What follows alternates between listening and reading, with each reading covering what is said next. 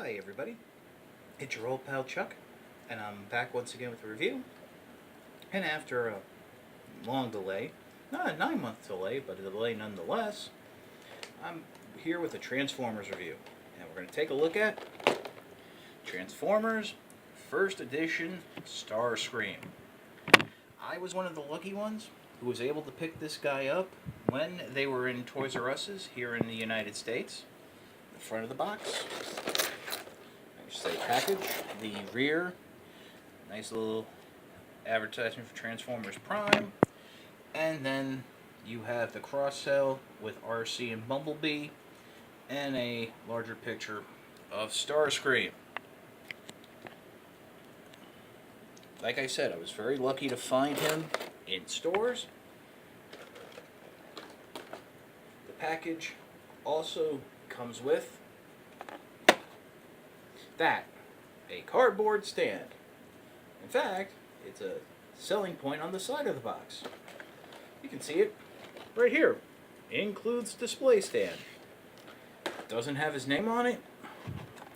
It's literally hollow cardboard that I would be deathly afraid to put any type of figure larger than a Legend class or Legion class on. But it's there, so let's show it up. Now let's get to the heart of the review. And flying in is Starscream. As you can see, he's a relatively good interpretation of his animation model. One difference is instead of having one missile on each wing, he has 3. Because Transformers fans, we might do some crazy things to our toys, which may involve swallowing pieces, and, well, one missile would be a choking hazard. I do believe the design for this vehicle was a Russian MiG-22. Not sure. But as you can see, here it is. Smooth on top. A little bit of robot kibble on the bottom. But yeah, the transformation is one of the most satisfying transformations I've experienced in a long time. So let's get to it. As you can see, I just removed his missiles. The next step you want to do is come in and unpeg his legs from the rear thruster. Bring him down like so. You then want to detach what will be his hip joint from the front of the plane. Rotate it on a hinge, and then collapse it into the pegs in front of the nose cone. Basically, his legs do a lockdown transformation. You can then come in and split open the feet and toes. You'll adjust these to taste once he's in robot mode.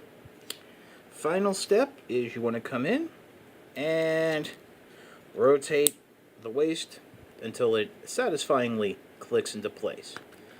And you have his legs transformed. Next, we're going to come into the top. First thing we're going to do is separate the wings and just bring them down. Next, you want to come in, detach what will be the arms from the rear tail. You want to bring that down as well.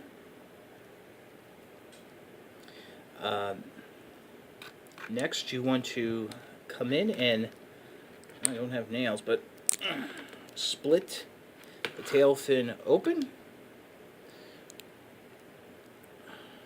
Rotate his thruster down.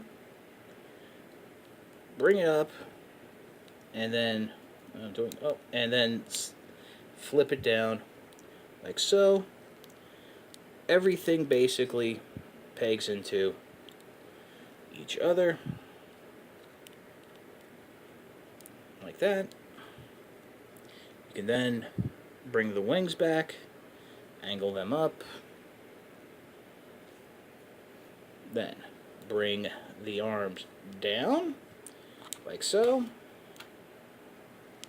Rotate them, slide them on a track, fold up what was the side fin, flip down the hand. Do that again on the other side. Rotate the arm down, rotate it, swivel, slide it on the track, fold up the fin, and then bring it down. And then what you want to do is, because I screwed up, come back, bring the chest forward, flip up Starscream's head, rotate it around, bring it into that groove and forward. Basically, you're gonna have it hunched a little.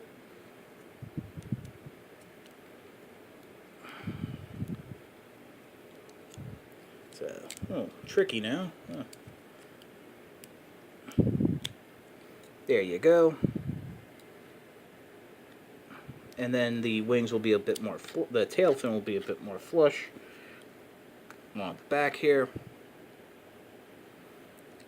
And, yeah, there you go. Position the wings however you like. Then, come up, fold up those leg spikes, which are soft plastic, and then something they don't show you in the instructions, fold up these fake leg fins, and there is Air Commander Starscream in robot mode. Take the missiles, peg them onto the edge of the wings here, and he's armed. Now, one thing I'm sure many of you have noticed and have seen in other reviews of this figure, his fin on the head is not painted red. I don't customize, so I'm not going to do it. He has a lot of joints, I'm not going to lie. One thing I do like is he can come up with his hand, swivel on that hinge joint, and basically hold his chin like he's plotting. I've seen some people position him in like a bowing position, like he's crossing his legs like so, and then bending over like that. Yeah, no. I'll be honest, I think this figure is great, but I don't like him as Starscream. I don't like the image. I don't like the look. I think he's too lanky. Just doesn't strike me as a Starscream. I like like I said, I like the figure. I will use him, you know, as a different character maybe, or just keep him around as, you know, prime Starscream. But I don't like him as Starscream. As you saw, the articulation in his arms, ball joint here, swivel joint here, swivel at the wrist, double swivel, double hinge joint, ball jointed hips, rotation, and that's where you have a little problem, is that the rotation joint is rather tight, and if you rotate it, it's very hard to line it back up. 90 degrees at the knee, and of course the ankle joints, which I pointed out earlier, which are part of the transformation. So, and a ball jointed head. Out of the first edition figures that saw a stateside release, Starscream was universally considered the best one. If you can find him in a store somewhere, definitely pick him up. To be honest, I just don't think he's going to be around anymore. Your best bet is eBay, but then again, eBay is going to charge a premium for this guy, and while I think he's worth it in terms of screen accuracy, I have heard his Commander, Cyberverse Commander, is a better figure.